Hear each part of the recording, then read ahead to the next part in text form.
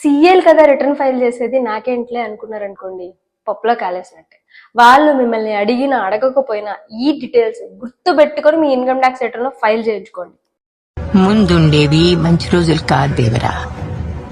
Number 1, మీ పేరు మీద ఉన్న అన్ని bank account details, bank name, bank account number and IFSC code, ఇవన్నీ మస్ట్ అండ్ షుడ్ గా మీరు ఇన్కమ్ ట్యాక్స్ రిటర్న్ లో ఫిల్ చేసుకోవాలి.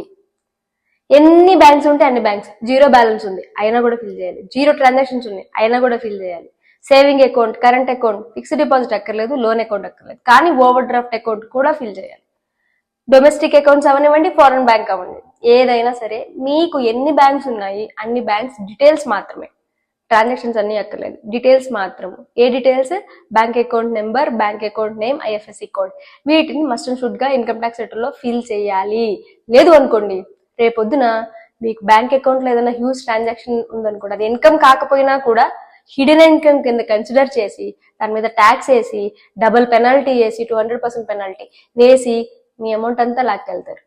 లేదు అది కాదు, మీరు లీగల్ గానే ఇన్కమ్ ఎర్న్ చేశారు అయినా కూడా పొరపాటున మీకు ట్రాన్స్ఫర్ చేసిన వాళ్ళు లేదా మీరు ట్రాన్స్ఫర్ చేసిన వాళ్ళు ఇల్లీగల్ ఇన్కమ్ లేదా ట్యాక్స్ కట్టని ఇన్కమ్ అనుకోండి, వాళ్ళతో పాటు మీ బ్యాంక్ అకౌంట్ కూడా స్క్రూటినీకి వస్తుంది, మీ పేరు మీద మీ బుక్స్ కూడా స్క్రూటినీ పడతాయి. అంతేకాదు మనీ లాండరింగ్ యాక్ట్ లాంటివి కూడా మీకు అప్లై అయ్యి శిక్షలు పడే ఛాన్సెస్ ఉన్నాయి. ఇవన్నిటిని అవాయిడ్ చేసుకోవాలి, ఎంతో కొంత మినిమైజ్ చేసుకోవాలి అనుకుంటే ఖచ్చితంగా మీ బ్యాంక్ అకౌంట్ డీటెయిల్స్ అన్నీ కూడా, అన్ని ఎక్సెప్ట్ డోర్మెంట్ అకౌంట్ అన్ని మీరు ఫిల్ చేసుకోండి. ఈ 24-25 ఇయర్ లో స్టాక్ మార్కెట్ కుప్పగొనిన విషయం అందరికీ తెలిసిందే. ఖచ్చితంగా చాలా మందికి లాస్ వచ్చి ఉంటుంది. లాస్ వచ్చినా గెయిన్ వచ్చినా ఖచ్చితంగా మీరు ఇన్కమ్ ట్యాక్స్ రిటర్న్ లో రిపోర్ట్ చేసుకోండి.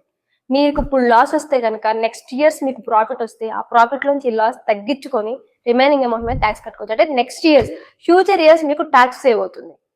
డీటెయిల్డ్ బ్రోకర్ రిపోర్ట్స్ తీసుకోండి, యాన్యువల్ ఇన్ఫర్మేషన్ స్టేట్మెంట్ తీసుకోండి, ప్రాపర్ ఎనాలిసిస్ చేసుకుని మీ లాస్ ని ఇన్కమ్ ట్యాక్స్ రిటర్న్ లో రిపోర్ట్ చేసుకోండి. And with in due date అంటే 31st జూలై లోపు, non audit cases 31st July లోపు మీరు ఫైల్ చేసుకుంటేనే ఈ బెనిఫిట్ మీకు ఉంటుంది.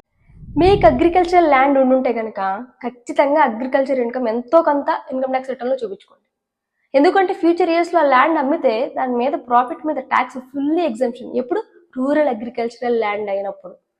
కానీ అది అగ్రికల్చర్ పర్పస్ కే యూజ్ చేసాము అని ప్రూవ్ చేసుకోవాల్సిన బాధ్యత మీదే. సో అగ్రికల్చర్ ఇన్కమ్ రిపోర్ట్ చేసుకున్నారనుకోండి, వన్ ఆఫ్ ద ప్రూఫ్ గా పడి ఉంటుంది అలా. మీకు బిలో 18 ఇయర్స్ పిల్లలు ఉంటే, వాళ్ళకి ఇన్కమ్ ఉంటే, వాళ్ళకే ఇన్కమ్ అనుకుంటున్నారేమో, యూట్యూబ్ ఇన్కమ్ అవ్వచ్చు, రియాలిటీ షోస్ ఇన్కమ్ అవ్వచ్చు, లేదా మీరే వాళ్ళ పేరు మీద ఏమైనా ఇన్వెస్ట్మెంట్స్ చేస్తే ఆ ఇన్కమ్ జనరేట్ అవ్వచ్చు, లేదా ఫిక్స్డ్ డిపాజిట్స్ మీద వాళ్ళకి ఇంట్రెస్ట్ వస్తూ ఉండొచ్చు. ఏ ఇన్కమ్ అయినా సరే, గిఫ్ట్స్, ప్రైజెస్ ఏదైనా సరే పేరెంట్స్ ఇన్కమ్ లోకి క్లబ్ చేసి రిటర్న్ ఫైల్ చేసుకోండి. లేదా ఫ్యూచర్ ఇయర్స్ లో మీరు ఆ ఇన్కమ్ హైడ్ చేశారని చెప్పి నోటీసులు వస్తే అవకాశం ఉంది. గుర్తుపెట్టుకోండి, విత్ ఇన్ డ్యూ డేట్ అంటే 31st జూలై లోపే మీ ఇన్కమ్ ట్యాక్స్ రిటర్న్ ఫైల్ చేసుకోండి, లేదంటే చాలా బెనిఫిట్స్ మిస్ అవుతారు. అంతెందుకు ఓల్డ్ ట్యాక్స్ రీజన్ కూడా సెలెక్ట్ చేసుకోలేరు మీరు డ్యూ డేట్ దాటింది అంటే.